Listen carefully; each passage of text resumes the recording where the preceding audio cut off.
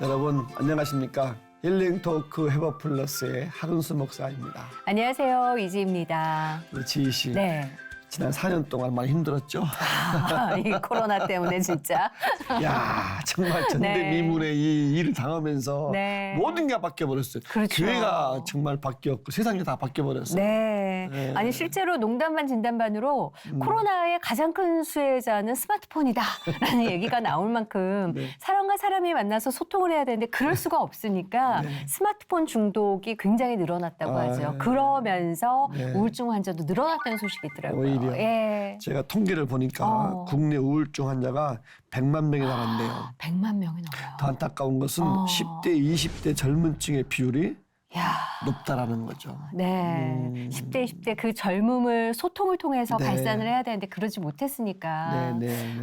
이런 통계가 나오지 않았나 싶은 생각도 듭니다. 네. 오늘은 이 우울증 또 외로움이라는 이 마음의 아픔을 몸으로 회복시킬 수 있는 이야기를 들려줘 아주 귀한 분이 계셔서 네. 전문가를 모셔봤는데요. 하이패밀리 공동대표이시죠. 김양숙 박사님 모시고 이야기 나눠보겠습니다. 어서 오십시오. 어서 오세요. 안녕하세요. 반갑습니다. 네. 삶에서 상처받은 사람들의 마음을 어루만지는 하이패밀리 공동대표 김양숙 박사. 송기런 목사의 사모님으로 한때는 이혼 직전까지 내몰렸다는데 주님의 은혜로 무사히 관계 회복에 성공. 가정 사역 도중 찾아온 중년의 위기, 갱년기. 심한 우울증으로 모든 걸 포기하고 싶은 순간 그때 만난 게 바로 무용동작 치료. 나만의 리듬으로 마음을 치유하는 춤을 널리 알리며 행복으로 춤추는 세상을 앞당기길 소망하는 김양숙 박사의 회복 스토리를 만나본다. 꽤 오래전에 뵀었거든요. 김양숙 박사님, 네. 그러니까 시청자분들이 빨리 이해하려고 그러면 송기련 목사님 사모님. 그렇죠. 이렇게 짝꿍. 세트죠, 두 분이. 네, 저도 예. 말씀 많이 들은 걸 처음 했거든요. 너무 반갑고 기대가 되고. 예. 네. 우리 송기련 목사님 같이 하이 패밀리 네. 대표이신데 네. 사역하신 지가 얼마나 지금 되셨죠? 근황 좀 말씀해 주시죠. 네. 작년이 30주년. 와, 벌써요. 네. 그러니까 1992년에 네. 네. 기독교 가정사역연구소라는 네. 이름으로 와. 출발해서 네. 일산시대 거쳐서 양재시대 거쳐서 어. 지금 현재는 양평. 양평. 네, 양평에서. 양평시대를 우리가 열고 있죠. 양평시대에 열린 지가 몇 년째인 건가요, 지금? 7년째 됩니다. 아, 그러시구나. 네. 그때쯤에 뵀었던 것 같은데 외모가 그냥 동결이세요. 그때나 굉장히 지금이나 네, 똑같으신 굉장히 것 고우세요, 같아요. 그냥. 그때나 지금은 철이 안 들어서. 근데 말씀해 주셨다시피 이 하이패밀리 네. 한국 기독교 역사에서 보면 어떻게 보면 가정사역 1호라고 저희가 봐도 되지 않을까요? 예, 그 문을 여신 것 같은데 벌써 30년이에요. 30년 네. 이렇게 돌아보시면 어떠세요? 예. 아, 이렇게 돌아보면 남들이 생각할 때는 참 잘 나간다 이렇게 생각할 수도 있겠지만 꽃길이라고만 생각할 수 있는데. 꽃길만 걸어왔던 거 아닙니다. 네. 헤쳐온 깊이를 재어달라. 올라온 높이보다 이런 네. 말을 드리고 싶고요. 네. 여기가 교회가 아니라 NGO거든요. 네. 비영리 기구입니다. 아, 그렇습니까? 네, 그러다 보니까 매달 남편은 걱정하죠. 이달 운영비를 어떻게 메꿀까.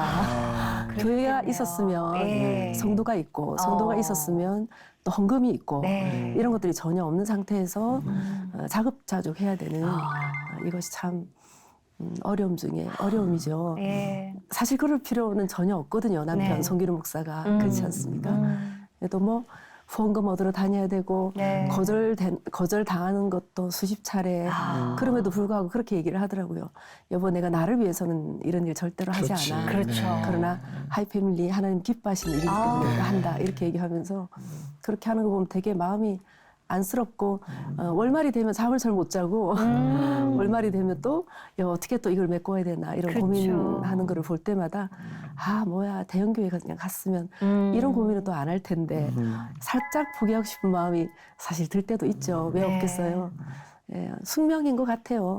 예, 숙명이지만 또 저희가 안고 가면서 네. 또 늘 또 뭐 그런 시간만 있었던 건 아니고 되게 보람 있는 시간들도 많죠. 열매도 네. 너무 많으시죠. 네, 왜냐하면 저희가 30년을 했기 때문에 한 회복된 가정들을 숫자로 헤아리면 한 수백만 정도는 되는 것 같아요. 진짜 저희가 그러시겠어요. 둘이 동시에 뛰면서 했었기 때문에 그러니까 위기 가정을 구출하는 그런 구조대 역할을 네. 해왔었고 아마 그 공로를 인정받아서 그래도 NGO로서는 대통령상을 수상받기도 하고 네. 또 여러 가지 그 가족 문화를 변화시키는 그런 일들도 참 많이 했습니다. 네. 남편이 요새 제일 마음을 쓰고 있는 거는 장래혁명. 네. 그리고 또 생각해보면 30년 전에 가정사역을 한다고 했을 때 굉장히 많은 분들이 아니 가정에 왜 사역이 필요하냐. 그냥 교회 열심히 나오면 네. 하나님께서 가정을 책임져 주는 거지 거기에 왜 사역이라는 단어를 넣나. 네. 이렇게 얘기할 때 저희가 가정사역이라는 단어를 남편 송기론 목사님이 제일 먼저 시작을 네. 한 거거든요. 근데 30년 지난 지금은 그래도 가정사역이라는 단어를 다 자연스럽게 받아들이고 맞아요. 그리고 가정사역의 중요성을 중요하고 너무 인식하고 중요하고 있고 알고 있고. 또 가정 안에도 교회 안에도 이제 가정사역위원회라는 네. 그런 조직도 구성되기도 하고 네, 그런 거 보면 30년이 결코 아. 헛된 거는 아니죠. 감사합니다. 네. 30년을 버텨주셔서. 강사는 네. 세월 맡긴 건데 얼마나 많은 일과 어려움이 그렇죠. 많이 있었겠습니까? 네. 두 분이 어떻게 만나셔서 어떻게 가정사를 하셨는지 궁금한데 네. 우선 혼자 나오셨으니까 속 시원하게. 신앙적인 배경부터 네. 들어보시죠. 네. 뭐 저희는 고신이고요. 사실은 저희 친정 아버지는 고신에서 그 기독교 교리를 가르쳤던 네. 교수님이시고 그러시구나. 저는 3대째 목회자 가정. 와, 3대째 목회자가죠. 네. 그러면 저 어째 부산 쪽이십니까? 어디 네네. 어디십니까? 부산에서 그러시군요. 계속 자랐죠. 오. 이게 신앙하고 또 삶은 너무 괴리가 많아서 네, 가정 안에서는 굉장히 많은 아픔이 좀 있었고 네. 또 지금 생각해 보면 우리 아버지 어머니가 성격이 너무 다르셔서 그랬던 것 같아요. 우리 어머니는 너무나 실제적인 분이시고 네. 우리 아버지는 너무나 신앙적인 약간 분이시고. 아니요, 되게 예술적이시고 아주 문학적이시고 감수성이 아주 풍부하시. 아이고, 그러시구나. 요즘 MBTI로 따지면 T하고 F하고 만나신 거 맞죠? 지금 생각하면 서로 싸우시는 게 우리 봄이 되면 우리 아버지는 뭐 모란, 뭐 장미, 수선화 네. 이런 꽃을 이렇게 사가지고 오셔요. 네. 근데 우리 야. 어머니는 어. 한 일주일쯤 지나면 그걸 싹 뽑아놓으시고 거기다가 뭐 상치, 깻잎, 풋고추 막 이런 거 심어놓으시는 거예요. 실질적으로 먹을 수 있는 도움이 되는 관상력만으로는 안 되는 거죠. 두 분은 이제 대판 싸우시고 그리고 또 한참 지나고 나면 또 우리 아버지가 상치, 깻잎, 풋고추 싹 뽑아놓으시고 거기다가 장미, 모란 뭐 이런 것도 막 심어놓으시고 야. 평생 그러고 싸우셨는데 어. 그 모습을 많이 보고 자랐어요. 네. 그럼 어렸을 훈련 많이 적에 하셨네. 신앙은 어떤 편이셨던 거예요? 그러니까 매 아이들의 신앙은 부모의 모습을 통해서 네. 저분이 하나님이시구나라고 우리가 인식하게 되는 건데 두 분이 늘 싸우셨으니까 저는 하나님을 믿고 싶지 않았고 어린 시절에. 네, 우리 엄마 아버지 늘 저렇게 싸우시는데 내가 저 하나님을 왜 믿어야 되지? 이런 생각 정말 많이 하고 그 심각하게 생각하셨네요. 네. 근데 그럼에도 불구하고 교회는 저한테는 피난처였습니다. 야. 그리고 놀이터이기도 했고 감사하네. 네. 공부방이기도 했고 네. 집이 너무 싫어서 네. 저는 틈만 나면 교회로 도망을 갔고 교회 안에서 정말 뭐 재밌게 놀고 네. 네, 그랬던 시간을 보내다가 대학생 때 되면서는 교회 봉사하는 게 너무 재밌는 거예요. 어이구, 야. 예, 그래서 너무너무 열심히 이제 봉사를 하는데 어느 네. 순간에 야, 너 지금 아이들에게 예수 믿으라고 가르치면서 너는 지금 예수를 믿고 있니? 이 질문이 제 속에 드는데 제 마음속에 아니요, 맞거든요. 저는 예수님이 믿어지지 않았어요. 근데도 아이들에게 예수를 믿으라고 가르치고 있는 내 모습이 너무나 이중적이라 그 자리에서 그냥 바로 모든 사역을 다 내려놓고 교회를 떠났습니다. 떠나셨어요? 네. 오. 자, 좋다. 그러면 하나님을 있는가 한번 찾아보자. 이렇게 네. 된 거죠. 네. 그리고 그때부터 많이 믿고 싶었죠. 그러나 안 믿어지는 걸 어떻게 그렇죠. 할까요? 네. 그래서 믿기 위해서 다니지 않은 곳이 없어요. 그 당시에는 기도원 사역이 굉장히 활발했기 네. 때문에 네. 기도원이랑 기도는 다 쫓아다니면서 거기가 뭔가 좀 일어나기를 바라면서. 네. 네. 근데 너무 이상한 거는 이렇게 강사님이 이렇게 차례대로 착착착 또 이렇게 한 분씩 터치할 때마다 다 막 쓰러지고 네. 막 방언하고 막 뒤집어지고 난리가 나는데 저한테 오면 아무 일도 일어나지 않아요. 이마에 갖다 대도 아무 일도 일어나지 않고 뭐 손을 대도 아무 일도 네. 일어나지 않고 그리고 정말 믿고 싶었지만 도저히 어떤 그런 체험적인 것도 전혀 생기지 않고 그래서 결론을 내렸죠. 네. 하나님 안 계시다. 야. 하나님 안 네. 계시는구나. 어머. 떠나겠다. 그렇게 딱 결론을 내리고 나서 하나님 없이 이제 생활을 한 거죠. 아이고. 근데 그렇게 살다 보니까 제 속에 계속해서 솟아오르는 질문이 야, 그럼 너는 뭐 때문에 사니? 답이 없어요. 네. 왜 태어났니? 답이 없어요. 어떻게 태어났니? 답이 없어요. 죽어서 어디 갈 거야? 답이 없어요. 아무런 답이 없는 거예요. 네. 이런 답이 없는 인생을 제가 왜 살아야 되죠? 네, 그래서 그때부터 계속 죽음을 생각하고 자살을 시도하고 아이고. 그렇게 허무주의에 빠져서 네, 죽기만을 생각하고 그러고 살다가 언니가 어느 날 어떤 목사님 설교를 좀 들어봐라 그래서 거기를 따라갔다가 네. 거기서 제가 예수님을 만난 거죠. 그랬어요? 설교를 듣다가 예배 중에 얼마나 울었는지 몰라요.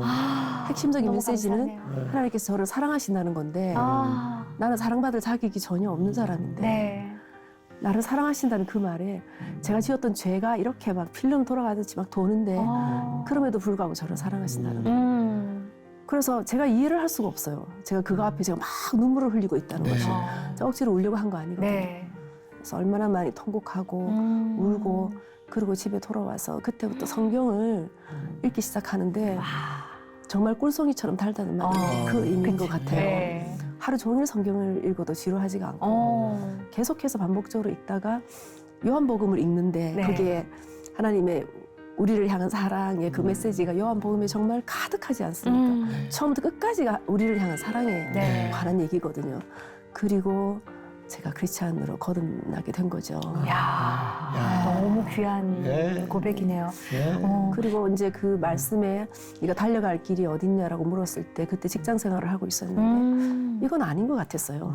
제가 그냥 돈을 벌다가 네. 제가 죽는다는 것은 제 삶이 아닌 것 같다는 생각을 하고 다 그것도 내려놓고 바로 제 공부를 시작을 행동파세요. 하게 뭐 됐죠. 하나 딱 생각이 들면 일단 끊고 가시는. 예. 뭐 이거 맞으면 그냥 갑니다. 야. 네, 그리고 그때 이제 공부를 시작했던 것이 네. 오늘까지 계속 이어졌던 것 같습니다. 그러면 그 공부를 신학을 하신 건가요? 아니요, 기독교 교육하고. 기독교 네. 교육학. 그러면 소 목사님은 어느 시점에 만나신 걸까요? 어느 시점에 어느 시점일까요? 설마 그렇게 죽음을 생각할 때 만나지는 않았겠죠. 제가 어떻게 이제 만나셨어요? 완전히 거듭나고 네. 나서 옛날에 출석하던 교회를 다닌 게 아니라 새로운 교회를 가고 싶은 마음이 네. 들어서 부산에 있는 남교회라고 있는데 거기를 제가 그해 1월 달에 그 네. 교회로 제가 등록을 하고 출석을 하기 시작했고 그리고 남편은 사직동 교회라고 있는데 거기서 굉장히 오랜 동안 섬겨왔는데 네. 너무 한 교회에 오래 있으니까 정체되는 느낌이 들어서 교회를 옮겨 봐야 되겠다라고 생각하고 마침 또. 그에 옮겼는데 예. 제가 옮긴 교회로 옮긴 거예요. 네. 예. 그리고 저는 그때 고등부 교사를 하고 있었고 네. 남편은 고등부 담당 교육자로 들어온 거죠. 교육자로. 네. 그러니까 제가 막 예수 그리스도를 영접했으니까 저는 그때 교회가 너무 좋았고요. 네. 거리가 좀 먼 교회였음에도 불구하고 제가 뭐 새벽 기도, 뭐 철야 기도, 뭐 금요 기도, 뜨거우셨군요, 아주. 네. 예. 뭐 철야 기도를 혼자서 그냥 고등부실에서 와. 틈만 나면 혼자서 제가 자. 기도하고 그랬었거든요. 야, 교육자분의 근데 눈이 그러다가- 딱 들었겠는데요. 그러다가 어떻게 시작이 그리고 되신 뭐 거예요? 고등부 시작되기 전에도 일찍 가서 네. 꽃 같은 거 사다가 이야. 고등부실에 예쁘게 부탁 안 해도 장식해놓고 다 알아서 해주시는. 예. 청소 깨끗하게 어머. 해놓고 얼마나 예뻤을까 교육자가 예. 볼 때. 그러니 교육자가 볼 때 얼마나 정말 예뻤겠습니까? 그러니까요. 네. 근데 아주 결정적으로는 굉장히 그 폭풍우가 쏟아지는 금요일 저녁이었는데 네. 제가 그날도 철야기도 하러 왔거든요. 금요기도 하러. 네. 이야. 그리고 그 기도회를 참가하고 다시 폭풍우 속을 뚫고 걸어가는 제 모습을 보고 남편이 너무 감동을 받은 거죠. 그렇죠. 저런 여자 같으면 정말 어. 평생 내 아내로 맞이해도 되겠다. 네. 이제 비 맞으면서 간 뒷모습이 아름다웠군요. 네. 내가 저희 우산이 자는- 되어줘야 되겠다. 저희 자는 어떤 폭풍우가 몰아닥쳐도 예. 뚫고 나갈 수 있는 이야. 여자겠다. 뭐 이런 생각도 들고 뭐 그때부터 작업이 막 시작되더라고요. 좀 달라지시던가요, 대하는 네. 태도가? 아니 고등부 교사들 모임을 하면 보통은 네. 교회에서 모이거나 그래야 그렇죠. 되는데 이분은 성도 바닷가로 교사의 모임 장소를 잡는 거예요. 장소가 많이 달라졌네요. 예. 그리고 성도 바닷가 가서 보트를 빌려요. 어. 그리고 편을 나눠서 제가 이쪽 보트에 있으면 남편이 이쪽 보트에 타고 예. 그러고 막 계속 장난질을 치고 물을 같은 막 보트에 뿌리고, 타시는 게 아니라? 다른 보트에 타서 일부러 작전이에요. 작전이. 그리고 막 표시를 내죠. 막 바닷가에 서 있으면 갑자기 막 뒤에 와서 저를 막 다른 교사들은 절대로 그렇게 하지 않는데 저한테만 유난히 밀어놓으려고 하고 네. 꼭 무슨 가위바위보 게임 뭐 이런 거 해서 막 때리고 뭐 이런 거 막 하고 또 주머니가 달린 옷을 네. 입고는 제가 차에 이제 기도원 가기 위해서 차에 앉아 있는데 앞에서 이렇게 쭉쭉 오더니 네. 갑자기 제 앞에 서더니 모든 주머니에서 먹을 걸 다 꺼내는 거예요. 어머. 그리고 제 약간 앞에 다 놓는 심쿵할 거죠. 수도 있는 포인트인데요. 예. 이제 그때쯤 되면 이제 저도 이 사람이면 눈치를 예. 채고 주변에서도 막 이렇게 이 사람하고 너무 잘 어울리겠다라고 권사님들이 막 얘기를 해주시는데 다 저에 대한 얘기를 하시는 거예요. 주변에서 되게 많이 가교를 놓고 네. 그리고 남편이 프로포즈를 한 거죠. 그랬군요. 예. 아유, 정말. 얘기 빠져들다 보니까 한도 끝도 없을 것 같아요. 자, 그렇게 예. 이제 서로 좋아하셔서 결혼했잖아요. 네. 정말 핑크빛 연애를 기대하고 얘기했는데 막상 결혼해보니까 정말 그 아름다운 가정이 펼쳐진 거예요. 어떠셨어요? 어떠셨어요? 정말 핑크빛이 펼쳐질 거라고 생각했죠. 네.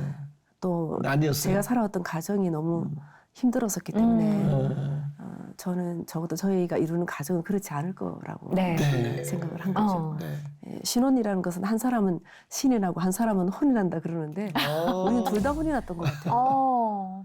예, 사실은 되게 깔끔하고 정리정돈 잘하는 게 너무 감동이어서 제가 결혼한 거거든요. 이유 송 중에 하나가. 목사님의. 잘하시는군요. 네네. 왜냐하면 저희 집은 뭐 식구가 6인데 방이 뭐 몇 개 없잖아요. 네. 그러다 보니까 뭐 옷도 이렇게 늘 널브러져 있고 뭐 집이 뭐 성한 곳이 하나도 없고 그런 곳에 살다 그게 제가 어느 순간에 너무 싫은데 한 번은 남편 자취방에 제가 갔더니 와 완벽하게 정리. 완벽하게 정리가 돼 있는 거예요, 진짜.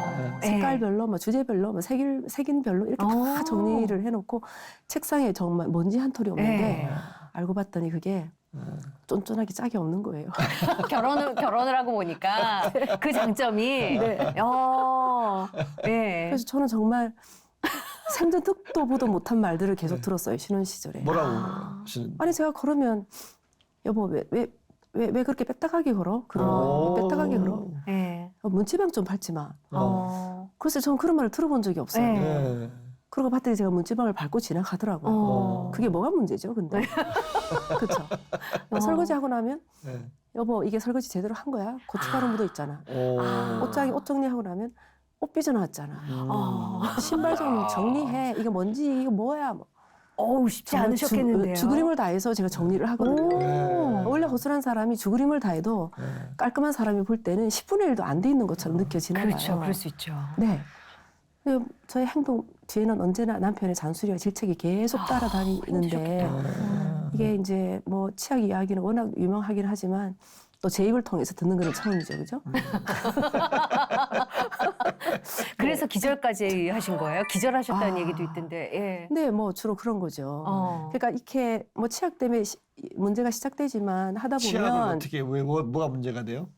이렇게 왜 이제 남편은 항상 밑에서부터 짜서 올라가야 되는 차례차례. 거죠. 차근차근 차례차례. 짜서 올라가야 저는 되는데. 아무 개념이 없이 그냥 중간에 짜놓거나 그리고 이제 덜 쓰고 나서 버리는 거죠. 그리고 남편이 다시 들고 와서 여보 칼 좀 가지고 와. 그래서 칼을 갖다 주면 칼등을 딱 대고는 밑에부터 쫙 다시 올라가요. 그럼 이따만큼 나오는 거예요. 그럼 이제 또 한 소리 듣는 거죠. 살림을 도대체 어떻게 사는 거야? 이렇게 하다가 아니 이 치약으로 시작했는데 당신은 왜 집안에서 배운 게 아무것도 없어? 이렇게 얘기를 하는 거예요. 집안 얘기가 나오잖아요. 예. 이 사람이 지금 피를 건드리고 있잖아요. 그렇죠. 피는 또 다른 피를 부르죠. 오죠. 피가 솟구치는데요. 제가 어떻게 가만히 참을 수 있습니까? 네. 저도 또 다시 이제 피를 건드리기 시작하는 네. 거죠. 당신 집안은 말이야. 사람들이 왜 그렇게 쫀쫀해가지고 도대체 그게 뭐가 중요해? 아니 양치질만 잘하면 되는 거지. 어디서부터 짜서 쓰느냐가 뭐가 중요해? 네. 그러면서 또 제가 남편을 공격하기 시작하다 보니까 점점 대화가 어디까지 진행이 돼요. 못 살겠다. 네. 안 맞아서 이렇게 되는 거예요. 그러면 이혼하자 이렇게까지 가는 거죠. 네. 시작을 아주 시작해서 이야. 튀기셨네요. 이혼하자까지 가는 거죠. 그러면 기절할 때까지 막 싸우신 거예요? 왜냐하면 저는 어제 아무리 피 터지게 싸워도 네. 돌아서면 다 잊어버려요. 기억이 안 나요. 네. 근데 제 남편은 네. 얼마나 기억력이 좋아서 머리가 얼마나 좋아서 일주일 전에 얘기, 한 달 전에 얘기, 2달 전에 얘기, 1년 전에 그걸 얘기 쌓아놓고 계신 거예요. 다 기억을 하고 있는데 너무나 디테일하게 그것도 기억을 하고 있어요. 근데 예를 들어서 제가 뭘 잘못했잖아요. 네. 그죠? 그날은 제가 또 그날 뭘 잘못했어요. 그리고 제가 소파에 저를 앉혀놓고는 그때부터 취조를 하기 시작하는데 마치 제가 범죄자가 된 것 같은 느낌?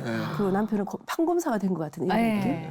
당신 그때 말이야 이래서 말이야 그때 미안하다고 당신 그랬잖아. 근데 정확하게 한 달 후에 똑같이 당신 되풀이했거든. 지금도 지금 미안하다 그러려고 그러는 거지. 나 그 말 믿을 수가 없어. 당신이 말이야 벌써 되풀이하는 게 몇 번째 왜 기절하셨는지 이해될 것 같아요. 저기 기절 안 해도 기절한 척 하고 싶었을 것 같아요. 저기 다음에 네? 송기라 목사 한번 좀 모시자고요. 붙는 거 보고 싶으신가 보네요. 그 정도셨군요. 조목 이렇게 따져 들어가면서 네. 기억이 나, 기억이 안 나, 기억이 안 나. 이래서 당신이 잘못했고, 요래서 잘못했고, 요래서 잘못했는데 미안하다 하는 것이 아무 소용이 없다고 막 이렇게 나가니까 야. 할 말이 하나도 없잖아요. 제가. 네. 야. 그리고 한참을 듣다 보니까 머리가 갑자기 하얘지는 거예요. 그리고 뭐가 찌릿찌릿하더니 머리에서 시작된 찌릿한 느낌이 손발로 이동하더니 몸 전체로 이동하더니 아이고야. 오늘 빳빳하게 제가 붙는 거예요. 어머. 예, 그러고는 제가 쓰러졌죠. 진짜 기절하신 거네. 예, 네. 정말로. 몸이 못 받아들이는 거죠. 난생 아이고. 처음 제가 경험했어요. 네. 큰일 날 뻔하셨어요. 네, 그리고 그때부터 이제 제가 생각을 하기 시작한 거죠. 음. 와, 내가 지금 미쳐가고 있는 거 아니냐? 숨이 막혀서 살 수가 없다. 그러셨겠다. 네, 하루는 제가 밤에 미친 여자처럼 일어나서 뒤 장산이 있는데 그 장산을 제가 헤맨 적이 있거든요. 네, 거기까지 가다 보니까 이게 아파트가 감옥처럼 느껴지는 거예요. 제가 숨을 쉴 수가 없는 거예요. 도저히 살 수가 없다. 이혼해야 되겠다. 네. 제성동에 있는 가정법원에 이혼장을 작성하러 차를 타고 가는데 그것도 진짜로 가신 거예요? 네, 네. 저 행동하시라니까요. 해야 되겠다 마음 먹으면 하신다니까요. 이혼하고. 아이고. 그래갖고요. 왜 가까이 가까이 생각을 자꾸 자꾸 이렇게 가게 되네요.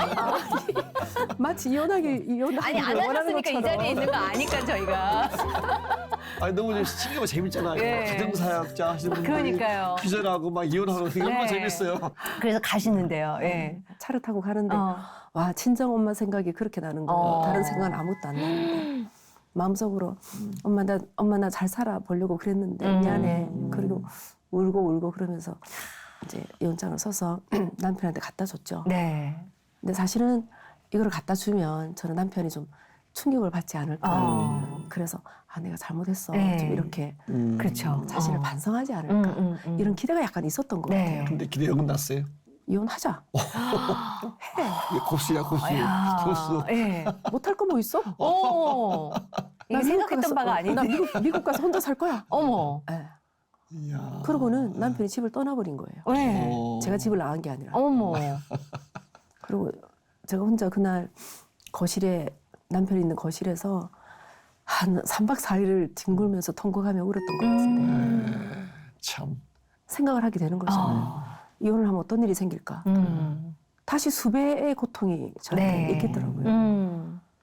답이 없는데 그때 처음으로 제가 하루 이틀은 계속 울다가 통곡하다가 마지막 날쯤 돼서 내 입에서 하나님을 부르게 되는 거죠. 하나님 어떻게 해야 됩니까? 하나님 어떻게 해야 되죠? 저 이대로는 못 살겠는데요. 둘 중에서 어떤 고통을 택해야 될까요? 이렇게 또다시 제가 통곡하면서 하나님께 이건 그냥 절규죠. 그렇죠. 울부짖음이죠. 절교에 가까운 기도를 하고 있는데 제 마음속에 또 다른 고통이 있다는 거예요. 이혼하는 고통, 또 이걸 참고 사는 고통 네. 말고 또 다른 고통이 하나가 더 있다고 뭐가 하나님께서 있을까요? 말씀하시는 거예요. 그게 뭔가 하면 너가 변해라 그러는 거예요. 쉽지 않네요. 네. 네가 변해라 그렇게 딱 말씀하시는데 그때 세 가지 고통 중에서 마지막 고통을 택했고 아. 그래서 오늘의 저희가 야. 그렇게 해서 멋지게 회복이 된 거네, 결론은. 그렇죠. 아. 어떻게 보면 가정 사역을 맡기시려고 하나님이 그러셨나 네. 싶은 생각이 들 정도로 네. 치열하게 고민하시고 치열하게 부딪히시고 네. 그리고 아 내가 변해야 되는 거구나를 네. 받아들이고 순종하신 거잖아요. 그러니까 우리가 그렇게 이혼까지 갈 수밖에 없었던 이유가 당신 틀려. 네. 네. 당신 고쳐. 네. 내가 그래야 사랑할 거야. 이거잖아요. 아, 그쵸. 근데 하나님께서 너를 고쳐라라고 말씀하실 때 그 말은 변화시켜서 사랑하는 것이 아니라 사랑하면 변화된다는 거거든요. 네. 그때 그 지금은 돌아가셨는데 김수지 김윤수 박사님께서 부산에 내려오셔서 부부 세미나를 인도하셨습니다. 네. 그 시점에서 남편도 상담 심리를 공부하기 시작하면서 아, 이 나의 성격이 아내를 얼마나 힘들게 하고 있는가를 그때 처음으로 알게 된 거고요. 아, 감사하네요. 네. 저도 고집이 사실 무지 세거든요. 그래서 제 고집을 제가 또 알게 된 거고 또 제 속에 어린 시절에 받았던 상처가 치료되지 않고 있다는 것을 저희가 알게 된 거고 이제 그때부터 저희를 회복하기 위해서 정말 많은 곳을 다녔죠. 네. 근데 그 처음으로 저희가 참가했던 부부 세미나에 갔는데 첫 시간부터요. 그냥 이렇게 같이 세미나를 하다가 이제 방으로 자꾸 집어넣는 거예요. 그래서 대화를 하게 만드는데 문제는 다 같이 세미나를 들을 때는 문제가 없는데 네. 방으로 집어넣기만 하면 우리가 또다시 싸우는 거예요. 아, 아, 부부를 따로 방해. 아직 회복이 네, 완벽하게 네. 된 게 아니니까. 네. 회복하라고 넣는데. 예, 예. 묵은 감정들이 자꾸 올라오니까. 그렇죠, 그쵸? 그거죠. 예. 아, 참아놓고 있었던 어. 그런 마음들을 막 끄집어내기 시작하니까 네. 이게 이제 어떻게 공감해야 되는가는 전혀 배우지 않은 상태에서 내가 언제 그랬어? 막 이렇게 되는 거예요. 당신이 잘못해서 그런 거잖아, 그건. 또 이러고 앉아 있는 거예요, 우리가. 내가 찹짜찹짜 해보니까. 그리고 나중에 남편이 성질이라서 그냥 보따리 싸들고 가자. 가자. 아, 쉽지 않으셨겠네요. 부부 세미나 예. 와서 이렇게 싸우는 부부는 세상 천지 우리밖에 없을 거다. 뭐 이러고. 예, 그래서 제가 꽤 끈기가 좀 있습니다. 그래도 끝까지 버틴 거죠. 야. 예. 그리고 정말 2박 3일 내내 싸우다가 네. 마지막 시간에 어. 부부들을 딱 이렇게 세우더니 끌어안아라 그러는 거예요. 네. 사실 굉장히 어색하고 불편하죠. 그럼에도 불구하고 순종하면서 우리가 네. 끌어안았어요. 어. 그때 두 사람이 끌어안고 통곡이 터지는데 동시에 두 분이 같이. 아. 하나님 제가 잘못했습니다. 하나님 제가 잘못했습니다. 아이고. 예. 정말 두 사람이 동시에 하면서 네, 그때부터 저희가 회복의 길을 네. 걸어가기 시작했죠. 아유. 감동도 되고 재미도 있고 네. 아마 앞으로 보시는 분들이 저분들도 저런 적이 있었네. 그렇죠. 너무 좋아하고 위로받으실 예, 겁니다. 위로받으실 것 네, 맞아요. 그리고 도전이 될 것 같아요. 네. 그럼 우리도 할 수 있겠구나. 아유. 예. 여기 보니까 가정 사역을 하기에도 참 바쁘시잖아요. 네. 근데 보니까 뭐 신체 심리 치료 그러니까요. 이거 하신다고 그러는데 네. 이거 어떤 치료가 어떤 계기가 있었던 거예요? 저희가 회복하고 보니까 주변에 아픈 사람들이 너무 많이 네네. 보였고요. 네. 저희가 아파봤기 때문에 아픈 사람들을 보면 저희 가슴이 너무 아프고 뭔가를 해야 되겠다는 생각이 네. 들었고 네. 그래서 사실 저희가 가정사역자로서의 길을 들어서게 된 거거든요. 그래서 부부 세미나도 많이 진행하고 또 부모들 훈련시키는 것도 많이 하고 그렇게 하고 있을 때에 활발하게 사역을 하고 있음에도 불구하고 제가 갱년기가 굉장히 빨리 찾아왔어요. 47살쯤 아이고. 돼서 네, 갱년기가 왔었거든요. 굉장히 심각한 우울증을 제가 경험을 하게 돼요. 아이고. 네, 그래서 만사가 귀찮고 정말 회복돼서 행복하게 살아가고 있을 때인데 네. 보람 있게 가정 사역을 하면서 많은 가정을 살리고 있을 때인데 갑자기 너무 재미가 없는 거예요. 모든 것이 강의하는 것도 재미가 없고 또 아픈 사람들 만나는 것도 너무 귀찮고 그런 네. 생각이 되니까 그리고 막 하기가 싫고 그래서 부부 세미나를 하기 위해서 우리가 같이 앉아 있는데 공동 진행해야 되는 거거든요. 네. 그거는 제 순서가 되면 제가 나가서 진행을 해야 돼요. 근데 종종 제가 이렇게 멍하니 있으면서 딴 데 쳐다보고 있거나 엉뚱한 생각하고 있거나 그러면 남편이 너무 이제 당황을 하게 되죠. 네. 그렇지. 근데 이런 일들이 계속 반복되면서 이 우울증이 나중에 자살하고 싶은 마음까지 발전되거든요. 삶이 너무 재미가 없고 너무 무의미하고 너무 공허하고 그러고 있을 때 어떤 사모님 한 분이 연구소에 방문하셨는데 하는 말씀이 어디 가서 춤을 췄는데 너무너무 행복했다는 거예요. 저 행동파지 않습니까? 네.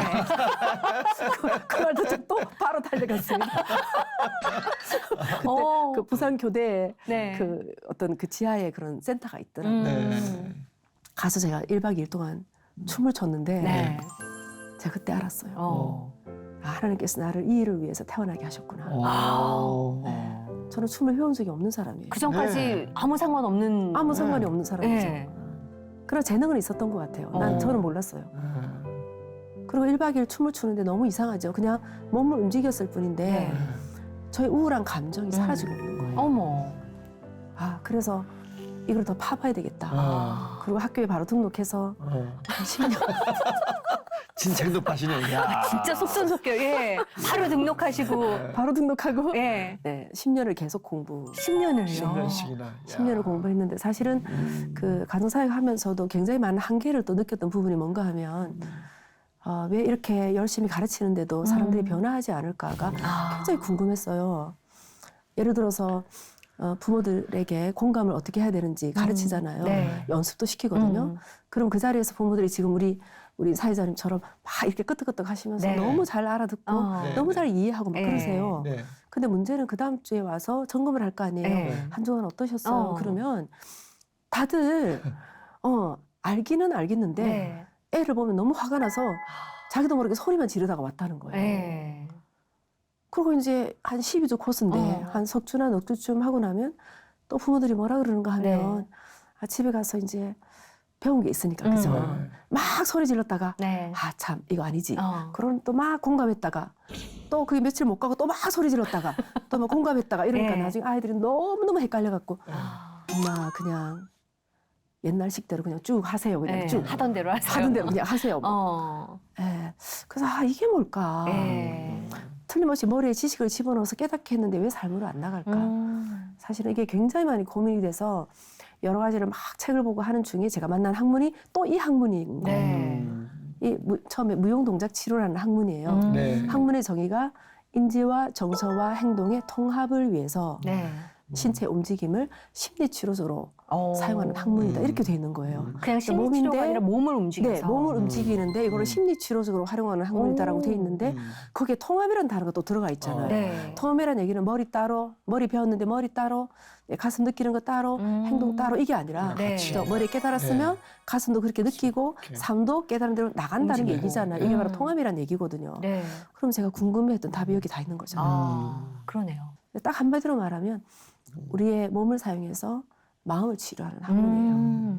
좀 핵심이 뭔지 좀 설명 좀 해주시죠. 네, 그러니까요. 우리가 마음을 치료하기 위해서 몸을 사용하는 건데 네. 이 몸을 하나님께서 창조하셨죠. 네. 네. 신묘막측하게 창조하셨고요. 그렇죠. 그래서 이 몸 속에 하나님께서 어. 마음을 치료하는 약을 넣어놓으셨어요. 어. 아, 몸속에. 네. 하나님께서 최초에 저는 무용동작 치료에서 시작해서 하나님께서 몸을 어떻게 창조하셨는지를 발견하면서 신체 심리 치료라는 용어로 제가 바꿨거든요. 네. 네. 그래서 하나님은 최초의 신체 심리 치료 학자예요. 왜 그런가 하면 하나님께서 태초에 사람을 창조하셨고 네. 창조하셨을 때 그는 그냥 흙에 불과했습니다. 네. 근데 생기를 불어넣었더니 생명이 되었더라 이렇게 네. 돼 있잖아요. 네. 여기서 말하는 생기라는 것은 호흡을 얘기하는 거거든요. 그렇죠. 호흡을 불어넣었더니 네. 죽어 있는 시체처럼 있었던 이 인간이 살아서 움직이는 네. 생명체가 됐다는 거잖아요. 예를 들어서 공황장애 환자를 치료할 때 네. 공황장애는 들쓰면 되는데 날쓰면 안 되는 병이에요. 그래서 이 상태에서 스탑하거든요. 아. 근데 이 상태에서 날숨을 다시 집어넣으면 네. 순식간에 공황장애 증상이 사라져요. 그래요. 신기하네. 그래서 그 말 너무 너무 정확한 중요하네요. 표현입니다. 예. 네. 신비하다는 표현이 너무 정확해요. 네. 그 과정을 어떻게 이해할 수 있어요. 근데 네. 결과적으로 그렇게 나오는 거예요. 오. 그 하나님께서 엘리야가 심각한 우울증에 걸려서 로듬나무 밑에서 차라리 나를 죽여주세요. 죽고 싶습니다. 그랬죠. 예, 자살하고 싶다는 얘기를 하고 네. 있잖아요. 네. 그때 하나님께서 엘리야를 고치실 때 천사를 보내십니다. 제일 먼저 하셨던 게 어루만지시더니 그렇죠. 그리고 2번 나와요. 다른 건 다 한 번씩 얘기하셨는데 네. 또다시 어루만지시더니 아. 이게 바로 터치를 썼다는 얘기거든요. 네. 터치라는 것은 손하고 몸의 접촉을 얘기하는 거예요. 그리고 이게 접촉이 되면서 이 속에 우울증을 치료하는 약이 있는 거예요. 어. 그래서 우리의 몸 속에 치유성이 있기 때문에 네. 이 두 개의 몸이 만나게 되면 이 마음의 병들이 치료가 되는 거예요. 굉장히 폭력적으로 만나게 되면 마음의 병이 들겠죠. 예, 손을 사용해서 뺨을 때리면 네. 손하고 뺨하고 만났잖아요. 네. 여기서 끝나는 게 아니에요. 뺨이 아프네. 여기서 끝나는 게 아니라 화가 나잖아요. 그렇죠. 화가 나잖아요. 화라는 것은 지금 마음에서 일어나는 현상이잖아요. 근데 이거를 굉장히 치유적으로 우리가 접촉을 하면 다시 분노가 아니라 너무 따뜻한 그런 느낌이 들고 어릴 때도 엄마들이 배 아프다 그러면 네. 이렇게 손으로 그죠 할머니들이 배를 이렇게 쓰다듬으시면서 뭐 할머니 엄마 손은 약손. 그쵸. 약손 뭐 네. 그렇게 얘기하면 그냥 얘가 지금 내 배에 닿아져 있는데 너무너무 마음이 편안하고 너무 마음이 따뜻하고 그러면서 아픈 거를 다 우리가 잊어버리게 돼요. 네.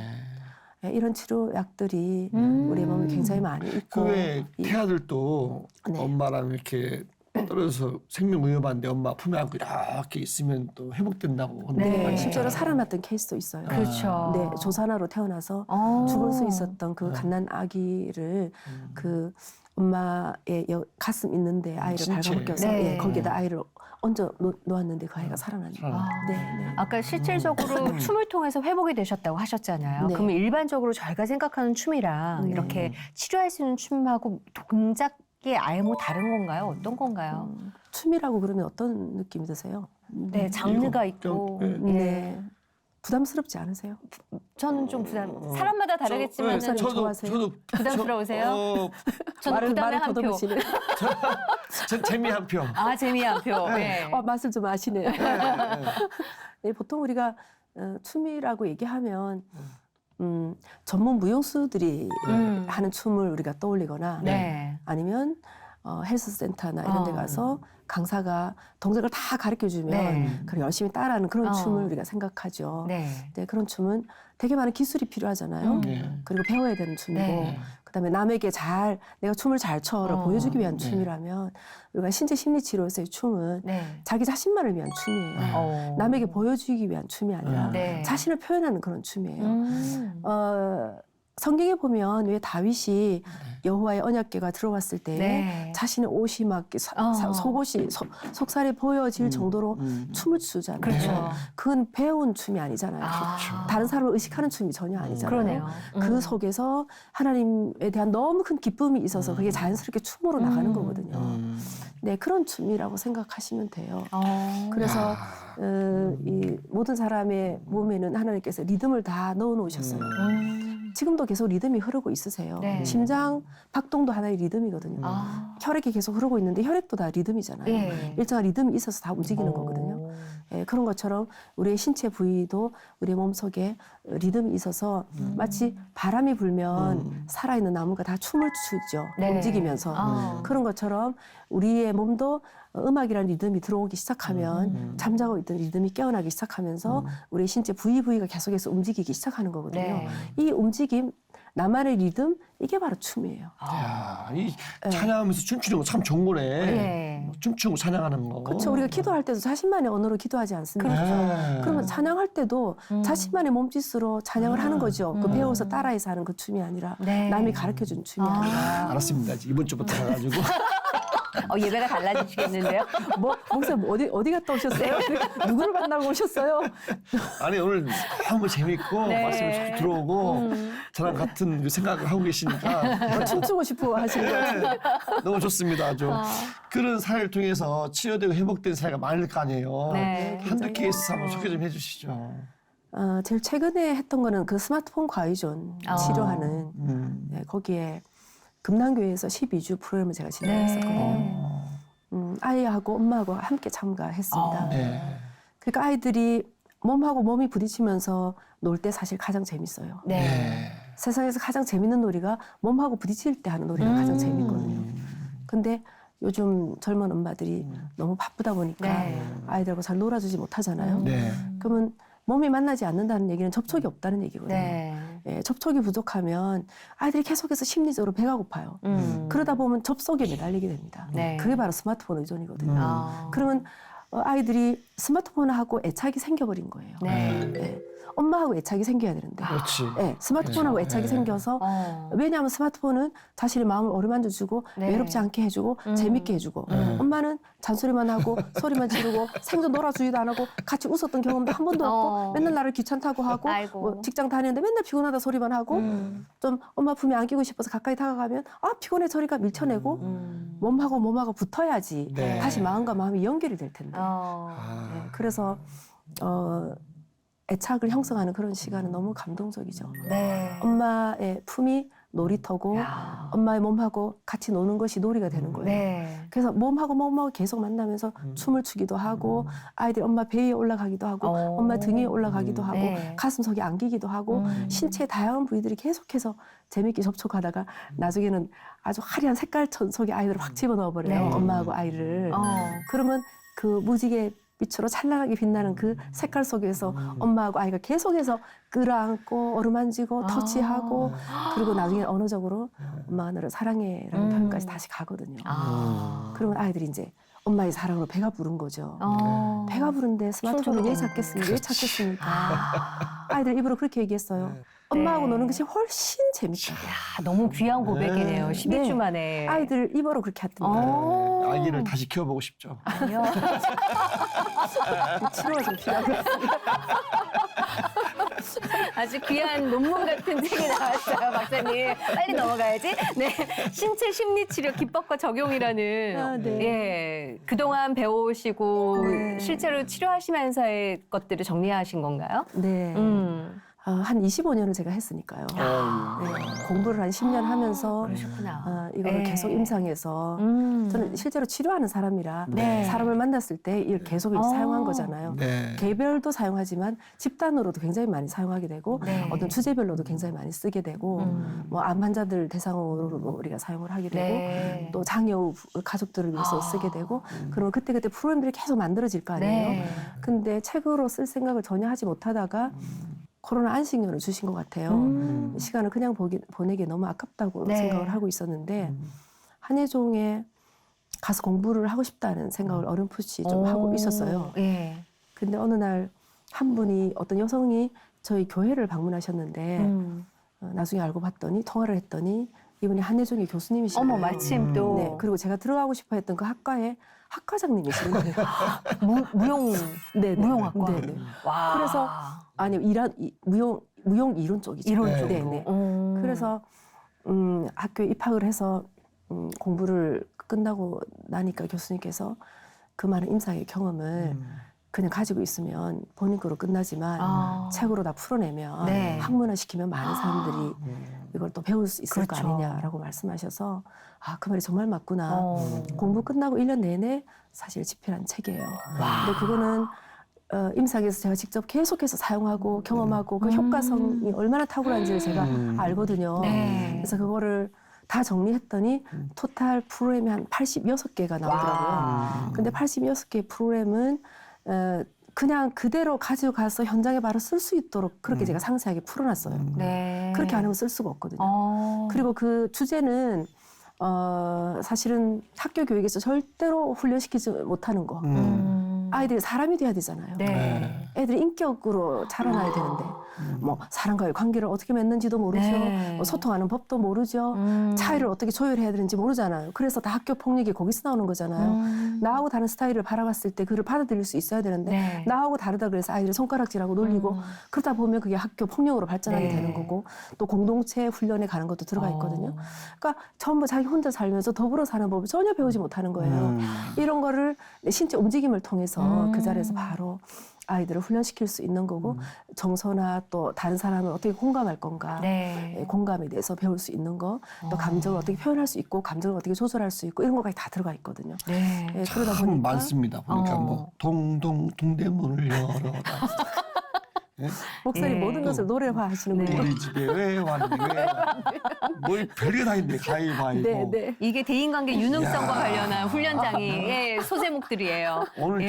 저는 뭐 가정사역에 대한 것만 이렇게 나올 줄 알았는데 네. 의외로 예. 뭐 신체 심리 치료, 뭐 무용 동작 치료, 네. 저 개인한테 너무 유익한 시간이었습니다. 정말. 네, 하이패밀리에 주신 선물인 것 같습니다. 어. 왜냐하면 지금 모든 학문이 신체 심리로 다 전환하고 있거든요. 네. 몸에 대한 재발견입니다. 어. 바디가 아니라 소마로서의 몸에 대한 발견이고요. 이게 발견되기 시작하면서 의학 쪽에서 지금 몸을 접목하고 있고 네. 또 심리학 쪽에서 몸을 접목하고 있고 교육학 쪽에서 몸을 접목하고 있는데 너무 감사한 거는 저는 이거를 20년 전에 만난 거죠.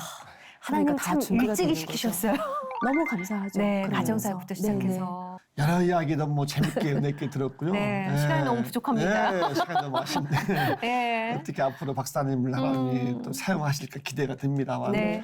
이렇게 마지막 시간이 없어서 기도 제목이나 바람 좀 소개해 주시죠.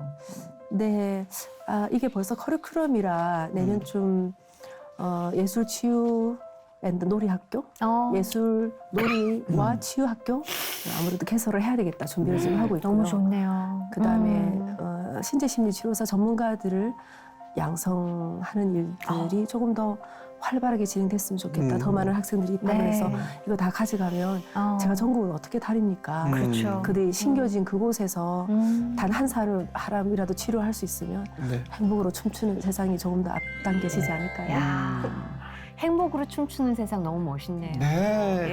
참 표현 자체가 참 멋집니다. 건강하셔서 앞으로의 사역들 또 잘 감당해 주시리라 믿습니다. 네, 오늘 감사합니다. 네, 네, 감사합니다. 감사합니다. 아이고 그런 말 있죠. 건강한 육체가 네. 건강한 정신이 깃든다. 예. 참 이게 뭐 맞는 말인지 모르겠지만 어쨌든 간에 건강한 육신을 통해서 또 네. 마음이 이렇게 표현되면서 회복이 그렇죠. 되고 이런 건강한 사회가 다 됐으면 참 좋겠네요. 그러니까요. 네. 저희가 사실 코로나로 인해서 공동체 안에서 서로 부딪히고 만나고 여기서 소통하고 그런 행복들을 많이 빼앗기고 산 게 아닐까. 네, 네. 혼자만의 시간에 익숙해져 버렸잖아요. 이제는 그거를 끊고 네. 저희도 행동파로 나아가서 내 안에서 하나님과의 관계, 가정 안에서 하나님과의 관계, 나아가서 지경을 넓히는 하나님과의 관계를 아주 할렐루야. 뻗쳐나가셨으면 좋겠습니다. 몸도 회복하자고요. 네. 자, 오늘도 하나님과 함께 평안한 하루 누리십시오. 고맙습니다. 감사합니다.